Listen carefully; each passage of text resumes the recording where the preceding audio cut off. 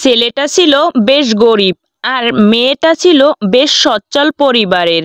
নীল সাগরের নীলের চূড়ায় বসে একে অপরের সাথে শেয়ার করছিল প্রেম কাব্য। নীল লাল পদ্মা দিয়ে নীল সাগর থেকে যখন পদ্মাগুলো তুলে আনতে গেছিল ছেলেটি, তখন মেয়েটি কি ভয়, ছেলেটি যদি পোপোসাকে পড়ে যায়।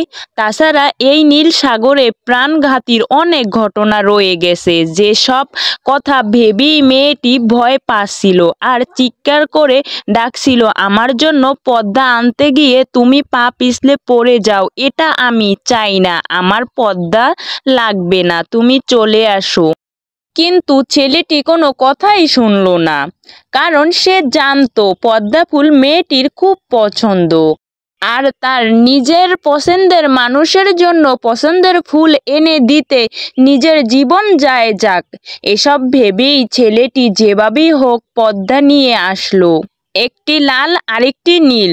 মজার বিষয় ছিল লাল ফুলটি ফুটন্ত ফুল ছিল আর নীলটি ছিল কলি। কিন্তু ছেলেটি যখন মেয়েটির হাতে একটি ফুল আর একটি কলি দিয়েছিল, মেয়েটি খুশিতে আত্মহারা হয়ে লাফাতে শুরু করছিল এবং সেই পদ্মা ফুলগুলো দিয়েই সুন্দর মালা তৈরি করে মালাটি স্মৃতি হিসাবে মেয়েটি সারা জীবনের জন্য রেখে দেয়।